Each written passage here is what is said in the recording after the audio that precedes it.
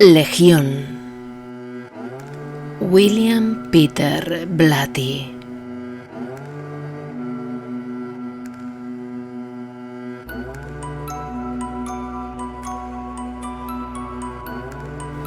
Jueves, 17 de marzo.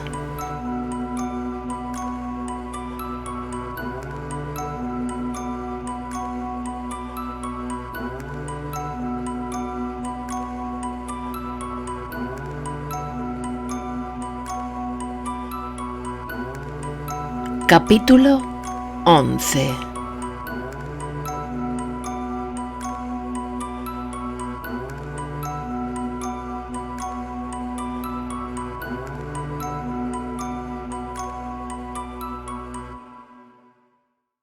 El ojo pasaba al cerebro una centésima parte de los datos que recibía.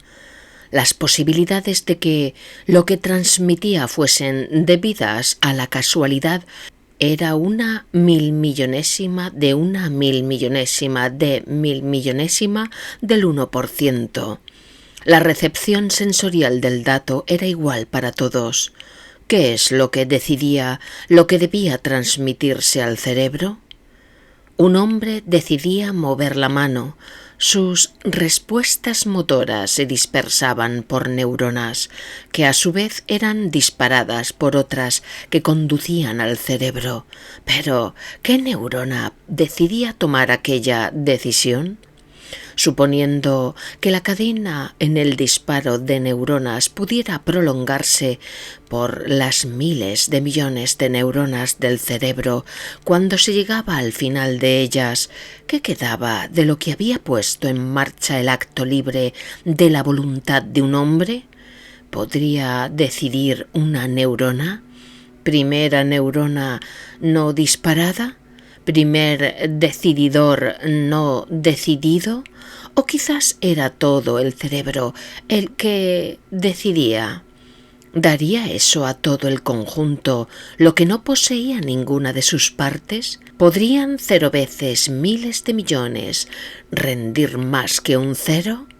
¿Y qué era lo que tomaba la decisión para que el cerebro como un todo tomase la decisión? Los pensamientos de Kinderman volvieron al servicio. «Que los ángeles te conduzcan al paraíso», leyó suavemente el padre Riley en el libro. «Que los coros de los ángeles te acojan y den la bienvenida, y con Lázaro, un mendigo en otro tiempo, puedas gozar del eterno descanso». Kinderman observó con un peso en el corazón a Riley cuando éste esparció agua bendita sobre el ataúd. Había terminado la misa en la capilla Dahlgren y ahora estaban de pie en un valle herboso del campus de Georgetown al comenzar el día. Se había cavado una nueva tumba en el cementerio jesuita. Los sacerdotes parroquiales de la Santísima Trinidad estaban allí, y los jesuitas del campus, que eran pocos. La mayoría parte de la facultad era laica en estos días. No había familia presente, no había dado tiempo. Los entierros jesuitas se celebraban con rapidez. Kinderman observó a los hombres temblorosos en sus sotanas negras y sus abrigos negros, agrupados estrechamente junto a la tumba. Sus rostros eran estoicos e impenetrables. ¿Estarían pensando en su propia inmortalidad? La luz de la aurora desde lo alto vendrá a visitarnos para brillar sobre aquellos que están en la oscuridad y entran en la tierra de las sombras de la muerte. Kinderman pensó en su sueño de Max. «Yo soy la resurrección y la vida», rezó Riley. Kinderman miró hacia arriba, hacia los viejos edificios rojos de las aulas, que se alzaban por encima y alrededor de ellos, empequeñeciéndoles en este tranquilo valle. Como el mundo, ellos continuaban su implacable existencia. ¿Cómo podía ser que Dyer estuviera muerto? Todos y cada uno de los hombres que vivían anhelaban una felicidad perfecta, reflexionó hondamente el detective. Pero ¿cómo podemos conseguirla cuando sabemos que hemos de morir? Cada alegría estaba nublada por el conocimiento de que debía terminar. Y por eso la naturaleza había implantado en nosotros el deseo de algo inabarcable. No, no podía ser. No tenía sentido. Cualquier otro anhelo implantado por la naturaleza tenía un equivalente que no era un fantasma. ¿Por qué esta excepción? Razonó el detective. Era la naturaleza que creaba el hambre cuando no había ningún alimento que comer. Nosotros continuamos, nosotros proseguimos. De este modo, la muerte demostraba la vida. Los curas comenzaron a dispersarse en silencio. Únicamente permaneció el padre Riley. Se quedó inmóvil, de pie, contemplando silenciosamente la tumba. Después, con dulzura, comenzó a recitar a John Donne. Muerte, no seas orgullosa, aunque algunos te hayan llamado poderosa y terrible, pues no lo eres. Entonó con ternura. Sus ojos comenzaron a llenársele de lágrimas. Porque aquellos a los que tú crees que has vencido no mueren. Pobre muerte, y tampoco puedes matarme a mí. En el descanso y el sueño, que son tus atributos, hay mucho placer, y de ti mucho más ha de fluir. Y cuanto antes nuestros mejores hombres vayan contigo, gozarán el descanso para sus huesos y la liberación de sus almas. Tú eres la esclava del destino, de la suerte, de los reyes y de los hombres desesperados, y moras en el veneno, la guerra y la enfermedad, y la droga o los encantamientos también pueden hacernos dormir, y mucho mejor que tu golpe. ¿Para qué ese engreimiento entonces? Un paso corto más allá, despertamos en la eternidad, y la muerte no será ya más. Muerte, tú morirás. El sacerdote calló y se secó después las lágrimas con una manga. Kinderman se acercó a él. «Lo siento, padre Riley», exclamó. El sacerdote asintió, mirando con fijeza la tumba. Después, al fin, alzó la mirada para encontrarse con la de Kinderman, con ojos llenos de angustia, de pena y de pérdida. «Encuéntrele», dijo malévolamente, «encuentre al bastardo que hizo eso y córtele las pelotas». Se volvió y se alejó caminando por el valle. Kinderman se quedó observándole. Los hombres también anhelan la justicia. Cuando el jesuita se hubo perdido de vista, el detective se acercó a otra lápida y leyó la inscripción: Damien Carras, S.J., 1928-1971. Kinderman se quedó mirando. La inscripción estaba diciéndole algo. ¿Qué? ¿Sería la fecha? No podía ajustar su presentimiento. Nada tenía ya sentido, se dijo vagamente. La lógica había volado con las comparaciones de las huellas digitales. El caos gobernaba en este rincón de la tierra. ¿Qué hacer? Él no lo sabía. Alzó su mirada hacia el edificio de administración del campus. Kinderman se dirigió a la oficina de Riley. Se sacó el sombrero. La secretaria de Riley inclinó la cabeza. «¿Puedo ayudarle en algo?», le preguntó. «¿Está ahora el padre Riley? ¿Puedo verle?» «Dudo que ahora quiera ver a nadie», suspiró la mujer. «Sé que no ha querido recibir llamadas, pero deme su nombre, por favor». Kinderman se lo dijo. «Ah, sí», repuso la secretaria. Cogió un teléfono y llamó a la oficina interior. Cuando terminó de hablar con Riley, dejó el teléfono y le dijo a Kinderman: «Le recibirá. Entre, por favor». Le hizo un ademán en dirección de la puerta. «Gracias, señorita». Kinderman entró en un despacioso despacho. El mobiliario era principalmente de una madera oscura, pulida, y en las paredes se veían litografías y retratos de jesuitas prominentes en el pasado de Georgetown. San Ignacio de Loyola, el fundador de la orden, miraba blandamente desde un enorme óleo con marco de roble. «¿Qué está usted pensando, teniente? ¿Quiere beber algo?» «No, gracias, padre. Siéntese, por favor». Riley le indicó una silla frente al despacho. «Gracias, padre». Kinderman se sentó. En esta habitación tuvo una sensación de seguridad. Tradición, orden. En estos momentos los necesitaba. Riley bebió whisky escocés en un vaso alto. Al colocarlo sobre el cuero brillante que recubría el escritorio, aquel hizo un pequeño ruido ahogado. «Dios es grande y misterioso, teniente. ¿Qué está pensando usted?» «2 sacerdotes y un chico crucificado», empezó Kinderman. «Es evidente que hay una relación religiosa, pero ¿dónde está? No sé qué es lo que busco, padre. Ando a tientas, pero además de ser clérigos ambos, ¿qué es lo que Birmingham y Dyer podían tener en común? ¿Qué eslabón de conexión podía existir entre ellos? ¿Lo sabe usted?» «Claro que lo sé», dijo Riley. «¿Usted no?» «No, no lo sé. ¿Qué es?» «Usted. Y eso va también con el chico Kintry. Usted lo conocía. Usted los conocía a todos. ¿No había pensado en eso?» «Sí, lo había pensado», admitió el detective. «Pero seguramente es una coincidencia», dijo. «La crucifixión de Kintry, eso es algo que no tiene nada que ver conmigo». Abrió las manos en un gesto retórico. «Sí, tiene usted razón», convino Riley. Se había vuelto de lado y miraba por una ventana. Acababa de terminar una clase y los estudiantes se dirigían atropelladamente hacia sus asignaturas siguientes. «Pudiera ser aquel exorcismo», murmuró. «¿Qué exorcismo, padre? No lo comprendo». Riley volvió la cabeza hacia él. «Vamos, usted sabe alguna cosa sobre eso, teniente». «Bueno, algo. Claro está. El padre Carras estaba involucrado de alguna manera».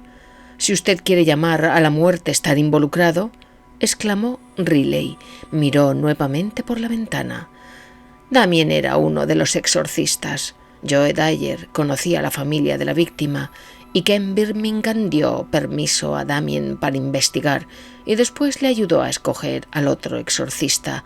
No sé lo que esto pueda significar, pero ciertamente hay una relación, ¿no cree usted?» «Sí, así es», dijo Kinderman. «Es muy raro, pero esto nos deja todavía con Kintry». Riley se volvió hacia él. «¿Realmente? Su madre enseña lenguas en el Instituto de Idiomas. También les había llevado una cinta grabada que quería le analizaran. Quería saber si los sonidos de la cinta eran un lenguaje o palabras incoherentes. Quería evidencia de que la víctima estaba hablando en algún tipo de lenguaje que nunca había aprendido. ¿Y era cierto eso?» «No, era inglés al revés, pero la persona que lo descubrió fue la madre de Kintry». Kinderman perdió su sensación de seguridad. Este hilo de conexión le conducía a la oscuridad. «¿Este caso de posesión, padre, cree usted que era auténtico?» «No puedo perder el tiempo con duendes», dijo Riley. «Los pobres están siempre con nosotros, y con eso me basta para pensar la mayoría de los días». Cogió el vaso y jugueteó indiferentemente con él, dándole vueltas y más vueltas entre los dedos.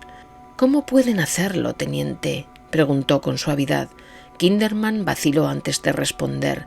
Entonces, al final, dijo en voz baja: «Con un catéter». Riley continuó haciendo girar el vaso. «Quizá debería usted buscar un demonio», murmuró. «Con un médico me bastaría», respondió Kinderman. El detective salió de la oficina y pronto su respiración se hizo corta y rápida cuando salió apresuradamente por la entrada principal del campus. Bajó por la calle 36.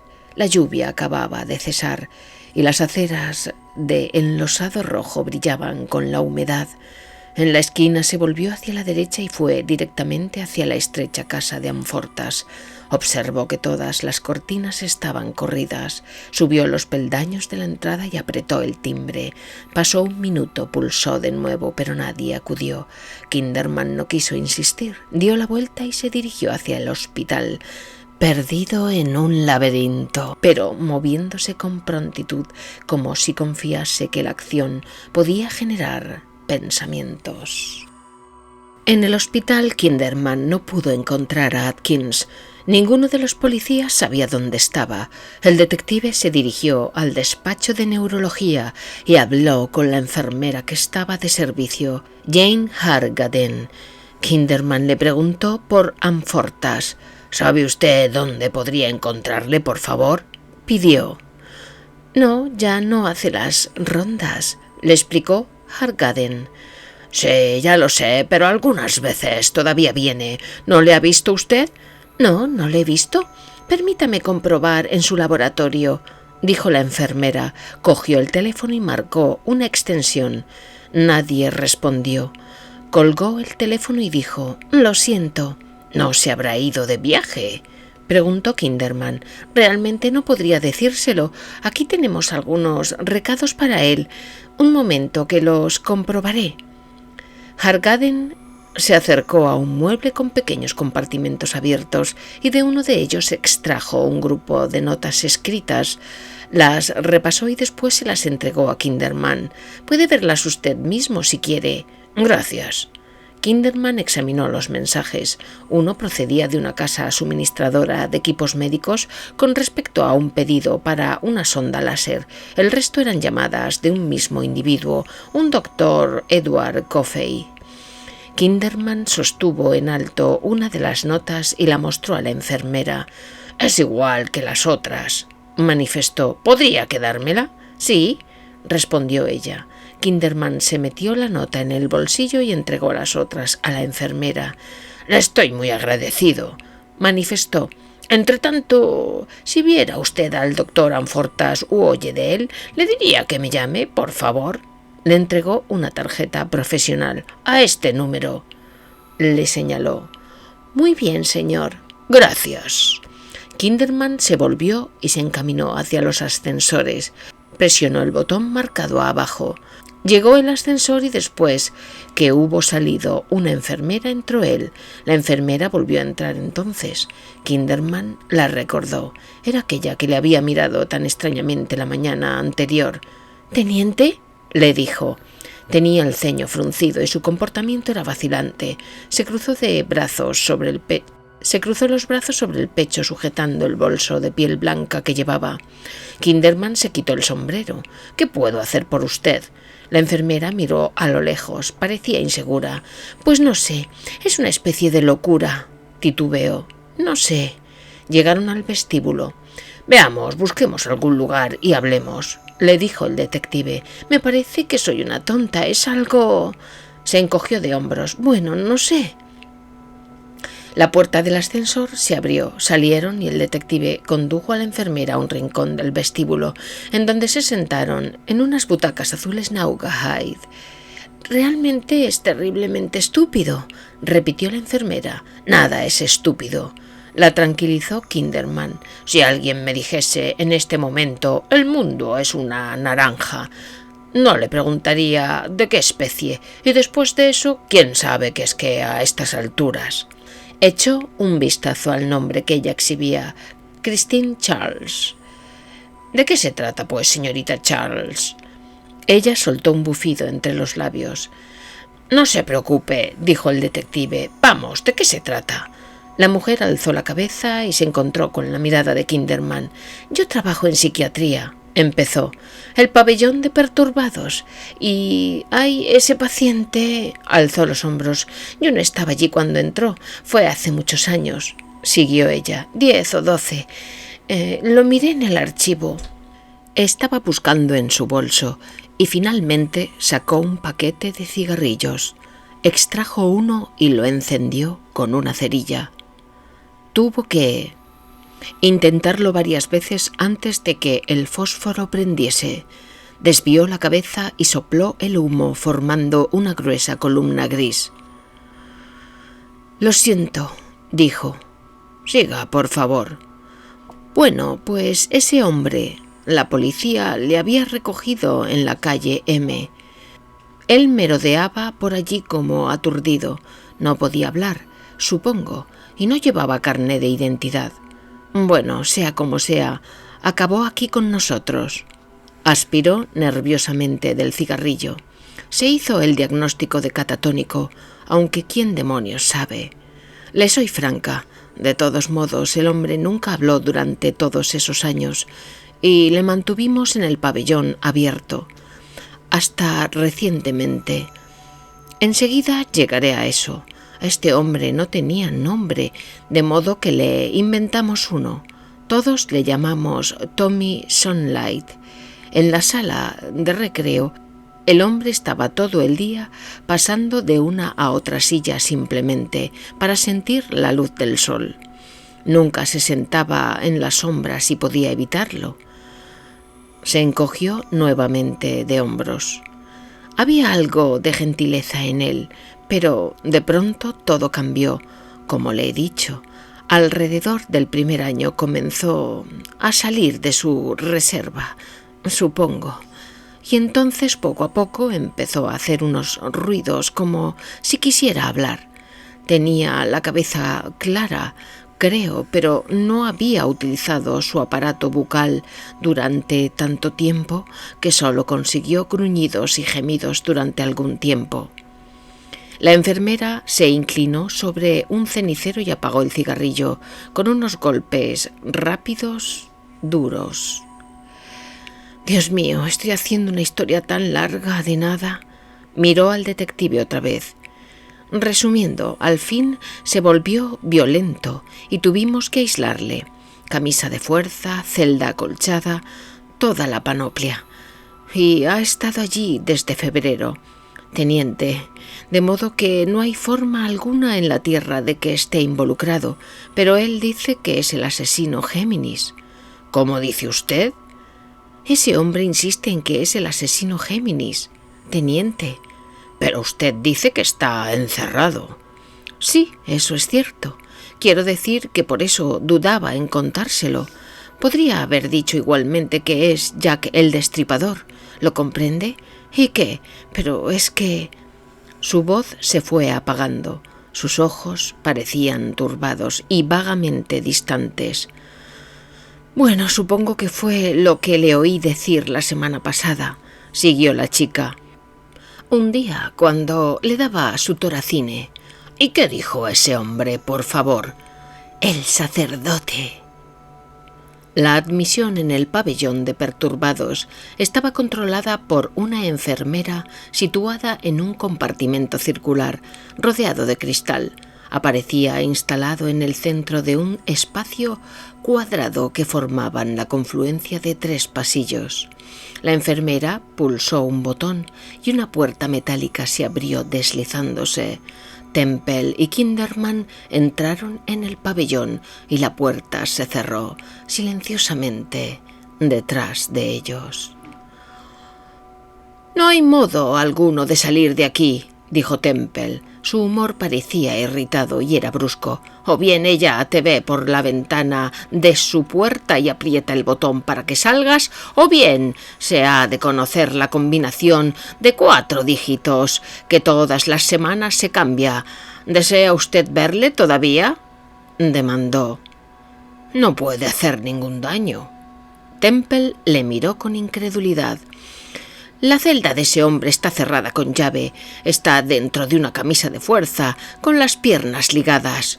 El detective alzó los hombros. «Solo miraré». «Es su monedita, teniente», dijo malhumorado el psiquiatra. Comenzó a caminar y Kinderman le siguió hasta el pasillo mal iluminado. «Se están cambiando continuamente estas bombillas», gruñó Temple, «pero siempre se funden. Eso ocurre en el mundo entero». Temple buscó en el bolsillo y extrajo un llavero pesado con abundancia de llaves. «Está ahí», dijo, «celda número 12».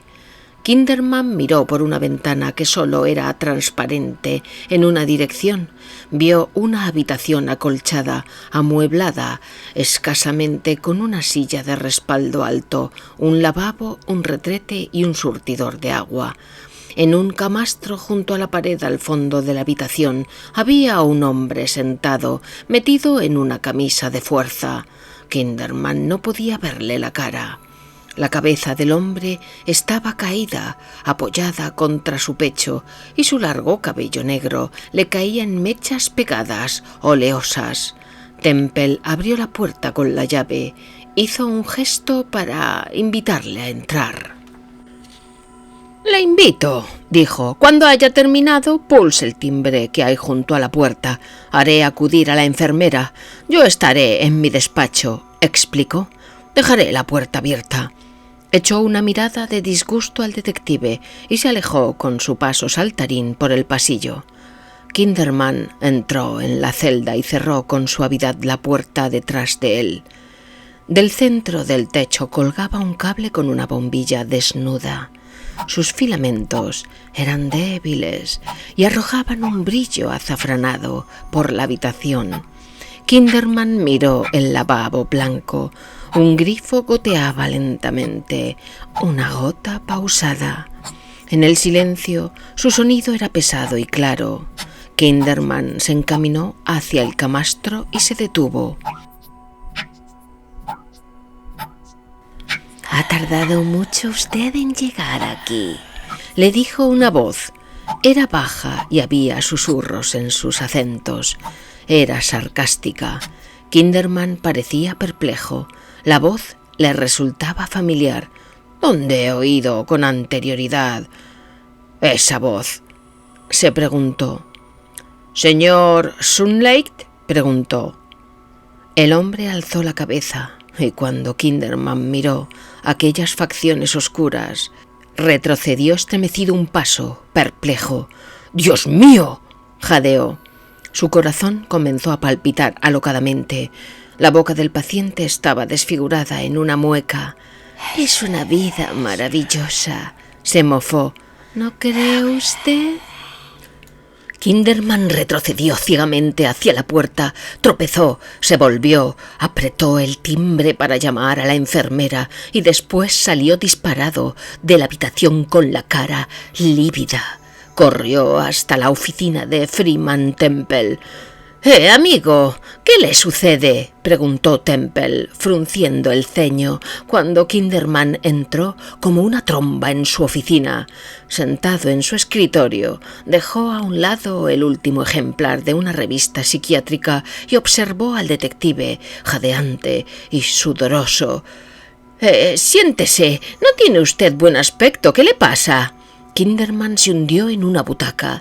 No podía hablar, ni tan siquiera lograba concentrar sus pensamientos. El psiquiatra se levantó y se inclinó sobre Kinderman, examinando su cara y sus ojos. «¿Está usted bien?». Kinderman cerró los ojos y asintió. «¿Podría usted darme un poco de agua, por favor?», le pidió. Se llevó una mano al pecho y escuchó su corazón. Seguía latiendo velozmente. Temple vertió agua helada de una botella en un vaso de plástico que tenía en su escritorio. Lo cogió y se lo dio a Kinderman. «Tome, beba». «Gracias, sí». Kinderman cogió el vaso de su mano, sorbió una vez el agua y otra vez, y después esperó serenamente a que el corazón se calmase. «Sí, esto es mejor», suspiró al fin, «mucho mejor». Muy pronto la respiración de Kinderman se hizo normal y alzó su mirada hacia el ansioso Temple. «Sunlight», dijo, «quiero ver su expediente». «¿Para qué?». «¡Quiero verlo!», gritó el detective. Asombrado, el psiquiatra se echó hacia atrás. «Sí, claro, amigo, tómeselo con calma, yo iré a buscarlo». Temple salió de la oficina a buen paso, chocando con Atkins cuando el sargento llegaba a la puerta. «¿Teniente?», dijo Atkins. Kinderman le miró vagamente. «¿Dónde estaba usted?», le preguntó. «Escogiendo un anillo de boda, teniente». Eso está bien, algo normal. Bien, Atkins, no se aleje. Kinderman volvió su mirada hacia la pared. Atkins no sabía qué conclusiones sacar de todo esto, o de lo que había dicho el detective. Frunció el entrecejo y se encaminó al mostrador de la entrada, donde se apoyó y estuvo vigilando y esperando. Nunca había visto a Kinderman en semejante estado. Temple regresó y colocó el expediente de las manos de Kinderman. El detective comenzó a leer mientras Temple se sentaba y le observaba. El psiquiatra encendió un cigarrillo y estudió con atención el rostro de Kinderman. Miró sus manos que giraban con rapidez las páginas del informe. Estaban temblorosas. Kinderman alzó la mirada de la carpeta. ¿Estaba usted aquí cuando trajeron a este hombre?, preguntó con aspereza. Sí. Aguce su memoria, por favor, doctor Temple. ¿Qué llevaba ese hombre? Jesús, ¿esto ocurrió hace tanto tiempo? ¿No puede recordarlo? No. ¿No había señales de heridas, golpes, laceraciones? Todo eso constaría en el expediente, dijo Temple. Pues no consta, no está. Con cada no, el detective daba golpes encima del escritorio con la carpeta. Tómeselo con calma. Kinderman se levantó. ¿Alguno de ustedes o alguna enfermera le ha hablado a este hombre de la celda número 12 de la muerte del padre Dyer? Yo no lo he hecho. ¿Por qué demonios íbamos a contarle eso? Pregunte a las enfermeras, solicitó Kinderman lúgubremente. Pregúntelo. Quiero saber la respuesta mañana. Kinderman se volvió y salió de la habitación a grandes pasos. Se dirigió a Atkins. Quiero que hagas una comprobación en la Universidad de Georgetown, le dijo. Allí había un sacerdote, el padre Damien Carras. Comprueba si tienen todavía sus informes médicos y también sus registros dentales. Además, llama al padre Riller. Quiero que venga aquí inmediatamente. Atkins miró interrogativamente a los ojos alterados de Kinderman. El detective respondió a su pregunta no formulada. El padre Carras era amigo mío, explicó Kinderman. Hace 12 años que murió. Se cayó por los escalones Hitchcock. Hasta el final. Yo asistí a su funeral, dijo. Pero acabo de verle. Está aquí, en este pabellón, metido dentro de una camisa de fuerza.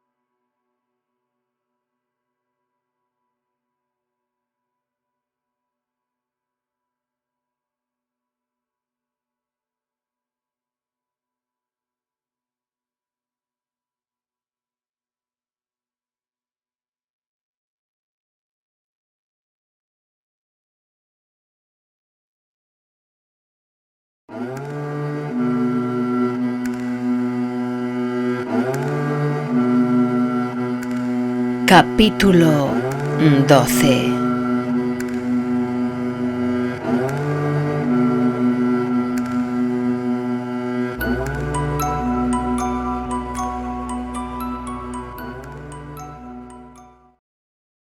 En la misión de medianoche, en el centro de Washington, D.C., Carl Ben-Moon sirvió sopa a los vagabundos sentados en la larga mesa comunal. Cuando ellos le dieron las gracias, les dijo: «Os bendigo». Su voz era baja, cálida. La fundadora de la misión, señora Tremley, le seguía, repartiendo pan en gruesas rebanadas. Mientras los vagabundos comían con manos temblorosas, el viejo Ben-Moon estaba de pie detrás de un pequeño podio de madera y leía en voz alta pasajes de las Escrituras. Después, mientras se consumía café y pastel, el pastor pronunció una homilía con los ojos relucientes de fervor. Su voz era rica y sus pausas y cadencias hipnóticas. Todos estaban pendientes de él.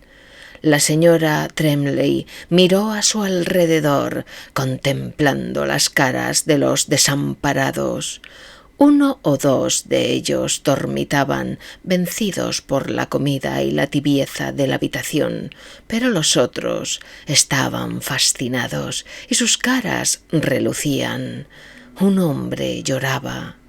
Después de la cena, la señora Tremley se sentó a solas con Ben-Moon al extremo de la mesa vacía. Soplaba el café caliente en un vaso. Unas espiras de vapor se alzaban del líquido. Tomó un sorbo. Las manos de Ben-Moon estaban enlazadas sobre la mesa, y él las miró largamente, en silencio, sumido en sus pensamientos. «Carl, predicas maravillosamente», dijo la señora Tremley. «Tienes un gran don». Ben-Moon no respondió. La señora Tremley dejó el vaso encima de la mesa. «Deberías considerar de nuevo compartirlo con todo el mundo», explicó. «Ellos ahora ya lo han olvidado todo, toda esa terrible tragedia.